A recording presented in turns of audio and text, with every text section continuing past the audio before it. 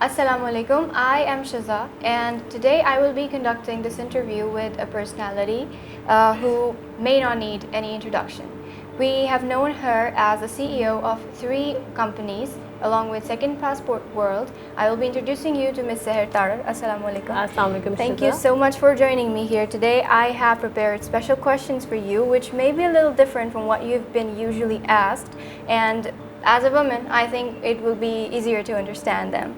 So I have my first question here for you, which is obviously related to your business. You have been a successful businesswoman in Pakistan, which is quite a rarity, as I must say. So I would like to ask you about this business and about how you thought it was a better idea for a woman, because I don't really think that women in Pakistan tend to lean towards business as you have done. Actually, when it comes to establishing a business in Pakistan and keeping it sustainable and dodging all the challenges that come your way, I would agree it's very difficult. It is, I would say, close to impossible. It's like every given moment, being a woman and a woman who has some kind of resources or has a personality, you're always like, you're living your life like you're dodging a bullet all the time. Like somebody, there are people who are out there to get your money, there are people out there who are out there to get advantage of you, people who want to use your personality, use your exposure and scam other people. So there have been certain things happening where I learned a lot from them and realized that it's not easy to do business in Pakistan, even for men. So when it comes to women, especially in the immigration industry, there are hardly any women running a business. There are hardly any women who are in business. There are only 3 or 4 big companies. Yes. I would say big sharks in this business, and obviously they are men. So they do not let even another man enter this industry. So forget letting a woman come in and run a business successfully or be able to survive in this industry. So yeah, it is very difficult, and it is not that after a certain time it's going to be start becoming easier or something. No, it is every day is a war. It's a fight. You're in a battlefield. So it gets really hard. Also, there must be this question asked to you a few times before. As a woman, we tend to be more emotional than men, and business is a kind of place which is not made for emotional people. So have you ever faced any kind of emotional distress in your life that came to you just because you are a woman? You're actually right, but when we are doing any kind of business and it's related to humans, so in my business, yes, emotions are involved. I'm not a cutthroat business person. For me, the families of my clients, they matter. For me, the reputation of my clients matter. For me, my clients are my priority, and they are like a family to us. So we take complete responsibility for our clients. Right. Whenever they need any kind of help, wherever they need to be accommodated, we take care of them. I think that a successful business cannot be run without having emotions attached to it. My business is my passion, and I think the thing that I value the most is my team and my clients. They come together to make me successful. So for me, I think that's not a drawback, that is a plus point. That's marvelous. You mentioned family, so I would extend a question towards your family as how supportive have they been? Because as I have seen, for a successful woman who is also married, it comes as a negative point, because one point of your life there is a race between the genders, and men usually tend to get a little insecure about it. So have you ever faced such circumstances in your family as in your married life? So that's actually a very good question. I'll be honest with you, in our societies and many other societies as well, women do face such issues, and but Alhamdulillah, I have been blessed. My nickname is also Lucky, as I mentioned before. So the thing here is, we as women, whenever we start working and earning, our hearts are not as big when it comes to finances like men. Yes. right? So men, they make money and they keep on giving it to their families, and they keep on investing that money into their families forever and ever, and and but we as women, sometimes we do not take success very gracefully. We're not able to, it gets into our head and we start behaving in a certain way that becomes an ego issue for the husbands or the other male family members. So it is kind of our responsibility, our moral and social responsibility, to take things in a very elegant and in a very graceful way, to make sure that we are not disrupting the family systems, we are not disturbing the environment of the house, and we are respectful towards other family members. These certain things do really count towards when we say that we face issues, but we need to get to the root cause of it as well. Yes. Is there something that we are doing to add to those issues? Obviously. So with my family, my husband is an example. People have seen him, people know him. He's mashallah way more successful than me, and he's doing very well in his life. He is loaded with degrees. And so let's say you've been lucky in that department. In that department as well, because, and he's very supportive.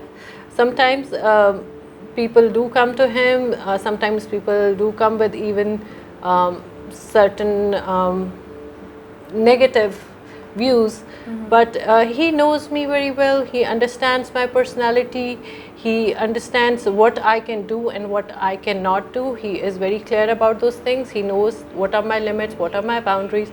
So he's very well aware of my personality type. So even if somebody would come to him and tell him that, okay, Sehar did this and this and this, so he would know if he has to believe it or not. That's right. So mentioning your business here, I would love to know, you run an immigration business is what I've heard, is what I've studied. So I would love to know about this business, and there's one thing which is really great in this department, in the entire world, are scams. People are scared of scams in the immigration business. They always tend not to go there. If they've got some money, they would rather do something else than invest it on an immigration business. So have you faced these kind of, like, people coming to you and voicing their concerns that they think you might be a scam? Yes, that happens sometimes. The companies who are in competition with us, they try to build a bad reputation around, they try to build a narrative around such things. Right. But for me, what is really important is that the client himself does the study. When a client comes to us, our purpose is not really the sale, it's about educating the client, it's about making them aware of the market trends. And we have a very transparent system, a very, very transparent system, I would say. We tell our clients to go back and study about the rules and the laws. For example, there's a common trend in Pakistan these days that people are selling donation for Caribbean islands for $150,000, Yes. less or more, which is a scam. And people are not supposed to do that, but the agents do it just on a very regular basis, just because people want to save money and the agents encourage it. Okay, you want to save money. So the client who's scammed is actually scammed because he wants to be scammed. He knows that this is something wrong and he signs up for it. He agrees to it because he's saving some money over there. Right. So I think the clients have to make very educated and well-informed choices when it comes to immigration. They have to understand that this saving of a few dollars right now is going to end up costing them a lot later if they or their children get caught with those passports which they attain through illegal methods, or if they are blacklisted from any country, they'll be blacklisted for life, even for visit visas. So I really think the clients need to be very careful. They need to go to the government's websites. They need to study about their programs and only go for legitimate programs that are listed on the government's website, instead of just picking and choosing whatever the agent is saying that, okay, you'll save a little money here and there, and you can cut a few corners and proceed. So that is something that the clients really need to be careful about. One thing that I'm curious about is the name of your company. I would love to know how you came up with this name, Second Passport World. Okay, so the thing here is there are about 22 plus programs that we deal in, and this name is actually it has a very direct connection with what we do. We help people get a second citizenship or a second nationality or a second passport through investment. So second passport world actually means you do not need to leave your first passport. You do not need to, you can be a dual citizen. You do not need to give up your citizenship for Pakistan. You can still be you don't need to move abroad and live over there in order to get your, it's not immigration, it is basically citizenship through investment. Right. So what you're basically doing here is that you are getting your citizenship, your second passport, living in Pakistan without having to leave all the perks that you are enjoying over here. So that's the thing. That sounds really nice, actually. Moving forward towards this interview, I have known you as a businesswoman, as a successful person, and obviously when we tend to see a woman or anyone who's successful as such as you are, we tend to wonder what kind of leisure hobbies does this person hold, because we are all frankly lazy people right around here. We love to watch shows, we love to read books, we love to delve ourselves into art.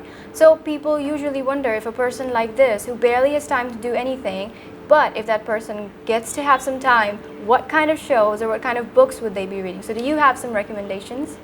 So I hardly watch any shows, but I do play video games. And strangely so, because a lot of women are which one would be your favorite video game? So I play Fortnite a lot. Oh, right. So and the trends keep on changing, so we pick and choose accordingly.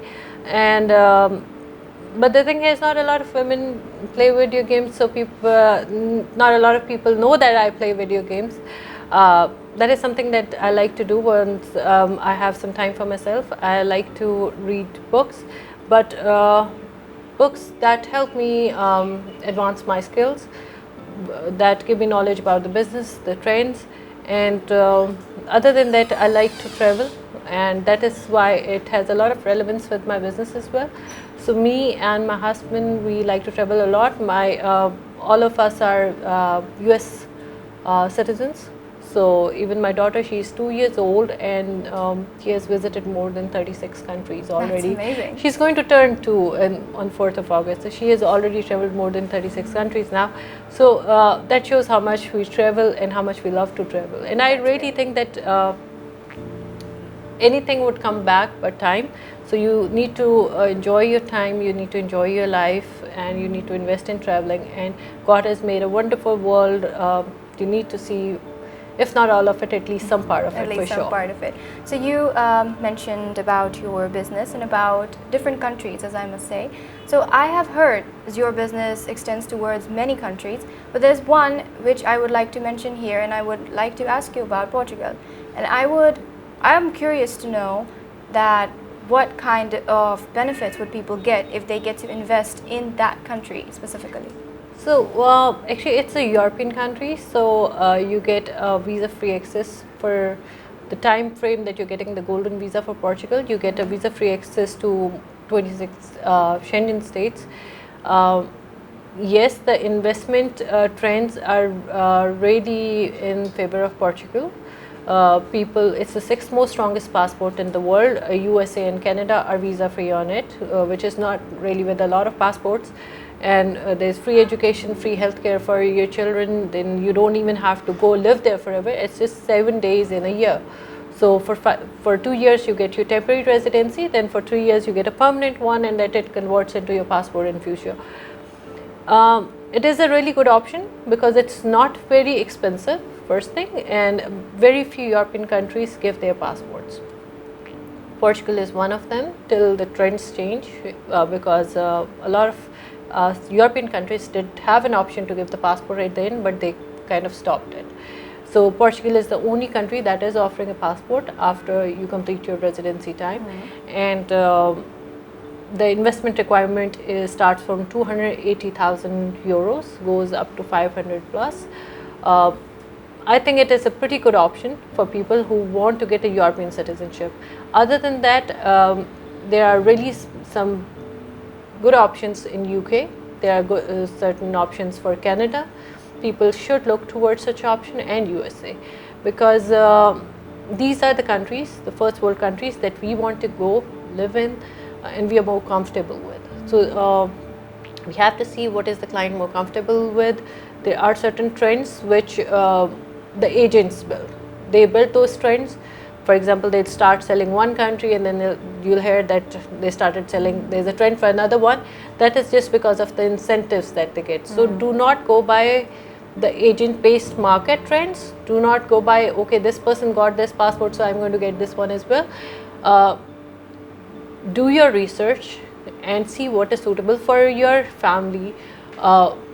In which country are you eligible for as well. Make sure your paperwork is in order, your source of fund is in order, and make sure that your spending balances out with your income as well. Your wealth statements are well managed and you can pass your background checks. So there are certain things that a client really needs to take care of.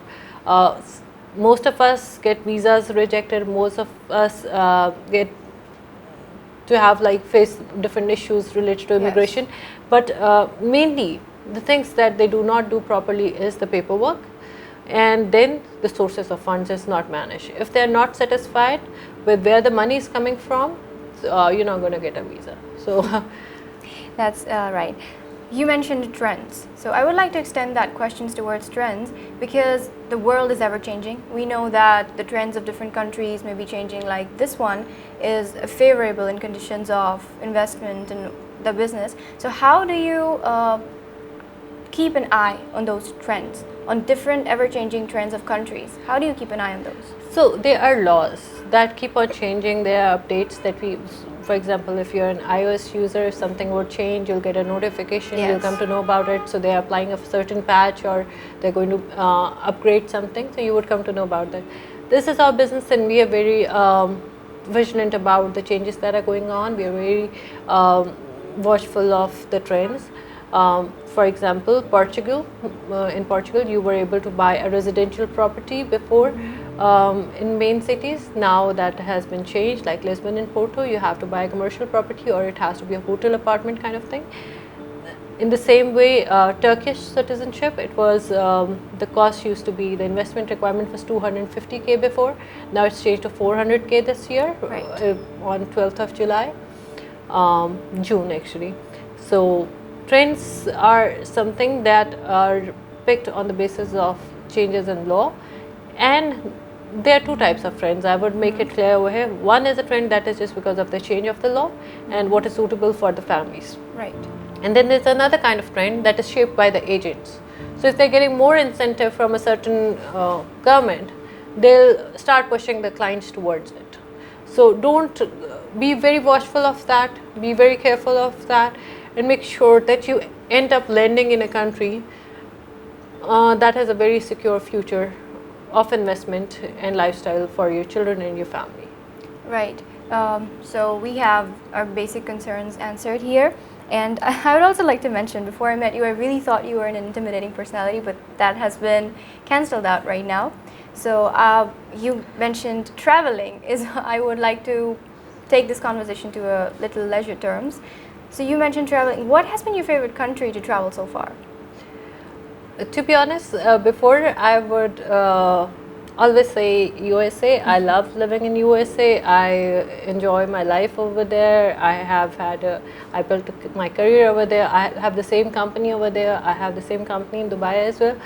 But after COVID, I have started valuing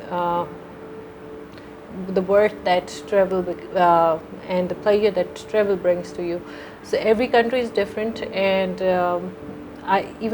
I used to say that I do not like going to Dubai that much because I had access to all other countries. But yes, during COVID, when I was bound, I had to kind of stick to just one country, and I was living in Pakistan during all that time. I realized that no, every country is beautiful. Every country is like full of history, full of architecture, and every country is different. The weather is different. You get to taste and enjoy all different kind of weathers, histories, and so now I do not have something absolutely favorite. If I come to know about another country that I haven't visited, I would love to go and explore. Right. So it's really nice, honestly, talking to you, saying frankly. I had all these concerns which are answered. We get to know about her business and about scams and about trends happening in this business and how a woman tends to take this forward and about her future. A little insight into your future as well. It's been so nice talking to you, and thank you so much for giving us your time. Thank you to you for giving me a time to explain my business and my lifestyle to people, because a lot of people might know about the work we do, but they do not know us as a person. Or the way you said, I might look like somebody who's really intimidating, but yeah, for most of them I am. You can't really be very friendly with everyone. That's right. Otherwise people tend to take advantage of you as well, and they think that they can, but that's not the case here, I would say. No, it's not the case here. So it's really nice talking to you, honestly. I hope that this message reaches out to the people and they get to, if they want to invest in a business like this, if they want to gain A second habits, passport. yes, second passport, literally, quite literally, so they would come to you. Thank you very much. Thank you, Shiza.